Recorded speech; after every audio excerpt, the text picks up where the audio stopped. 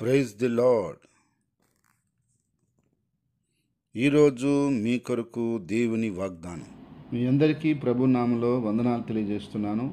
మీరు తెలియజేస్తున్న మీ సమస్యలన్నిటి కొరకు నేను ప్రార్థన చేస్తున్నాను. తప్పకుండా దేవుడు మిమ్మల్ని దీవించి ఆశీర్వదిస్తాడు. ఈ యొక్క సందేశం మీకు ఆశీర్వాదకరంగా ఉన్నట్లయితే లైక్ చేయండి, కామెంట్ చేయండి, షేర్ చేయండి. ఈ ఛానల్ని సబ్స్క్రైబ్ చేసుకోండి. ఈరోజు వాగ్దానం సామెతలు 28:20. నమ్మకమైన వానికి దీవెనలు మెండుగా కలుగును. ప్రియ సహోదరి సహోదరులారా, దేవుడు ఈరోజు అద్భుతమైనటువంటి వాగ్దానాన్ని మనకు అనుగ్రహిస్తున్నాడు. అదేమిటంటే నమ్మకమైన వానికి దీవెనలు మెండుగా కలుగునంటున్నాడు. అవును ప్రియ నా సహోదరి సహోదరుడా, ఈ భూమి మీద ఎవరు నమ్మకంగా జీవిస్తున్నారని చెప్పి ప్రభువు మనుషులందరి వైపు చూస్తూ ఉన్నాడు. కానీ ఈరోజు సమాజంలో మనం గమనిస్తే అనేక మంది అపనమ్మకస్తులుగానే జీవిస్తున్నారు.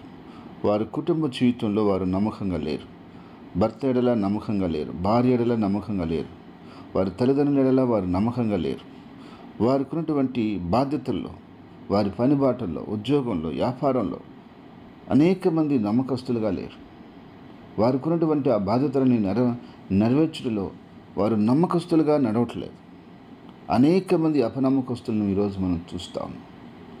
వారి యొక్క అపనమ్మకమైనటువంటి పనులను మనం చూస్తూ ఉన్నాం. కానీ దేవుడు కోరుకుంటున్నది ఏంటంటే నమ్మకంగా ఉండాలి అని చెప్పి, నమ్మకంగా ఉండేవారిని దేవుడు అధికంగా దీవించాలని చెప్పి ఆయన కోరుకుంటున్నాడు. కానీ అలా అని నమ్మకస్తులు లేరా అని కాదు, అనేక మంది నమ్మకస్తులు ఉన్నారు. ప్రభు దేవుని యొక్క వాక్యంలో మనం చూసినట్లయితే అనేక మంది నమ్మకస్తుల గురించి ప్రభు మాట్లాడాడు. యేసేపు ఎంతో నమ్మకస్తుడు.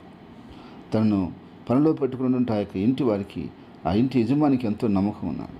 దానియేలు ఎంతో నమ్మకస్తుడు. ఏ తప్పైనా నేరమైనా చేయకుండా రాజ్య పరిపాలనలో రాజుకు సహాయం చేస్తూ వచ్చాడు. కాబట్టి ఎంతోమంది నమ్మకంగా ఉన్నారు.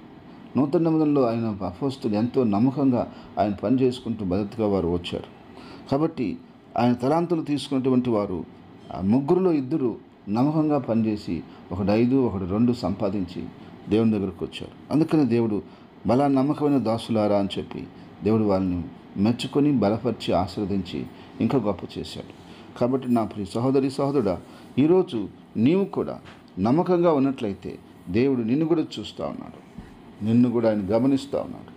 నీవు నమ్మకంగా నడుచుకున్నట్లయితే దేవుడు నిన్ను కూడా బలపరచాలని, నిన్ను కూడా దీవించాలని, మెండైన దీవెనలు, ఆశీర్వాదాలు నీకు ఇవ్వాలని ఆయన కోరుకుంటున్నాడు.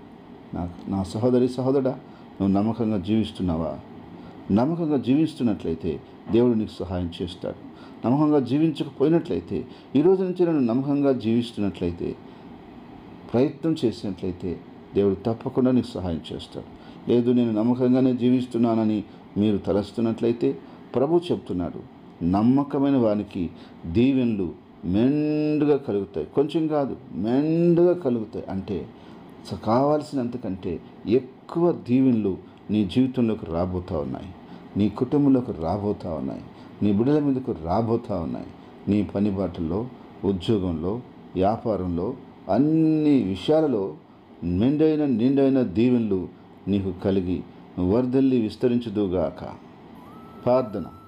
ప్రేమగల తండ్రి, పరిశుద్ధాత్మ దేవానికి స్తోత్రమయ్యా. నాయనా, నీ కృతజ్ఞతలు చెల్లిస్తున్నాను. నమ్మకంగా ఉన్నవారిని మెండుగా నిండుగా దీవించాలని చెప్పి నువ్వు ఆశపడుతున్నావు. అవునయ్యా, ఈ రోజుల్లో అనేక మంది నమ్మకస్తులు లేకపోయినప్పటికీ, దేవ అపనమ్మకస్తులుగా ఉన్నప్పటికీ, కొద్దిమంది నీ కొరకు నమ్మకస్తులుగా ఉన్నారు ప్రభా. వారిని మీరు జ్ఞాపకం చేసుకుని వారిని మెండుగా నిండుగా మీరు దీవించి ఆశీర్వదించమని ప్రార్థిస్తున్నాను. దేవా, ఈరోజు నీ ప్రజలు ఎవరైతే నమ్మకస్తులుగా ఉండి ఎప్పుడు మా దేవుడు మమ్మల్ని దీవిస్తారని ఎదురు చూస్తున్నారో వారిని వెంటనే దర్శించి వారికి మెండుగా నిండుగా దీవెనలు కుమ్మరించమని ప్రార్థిస్తున్నాను.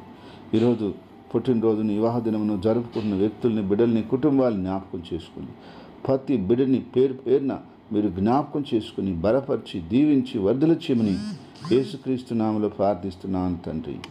ఆమేన్.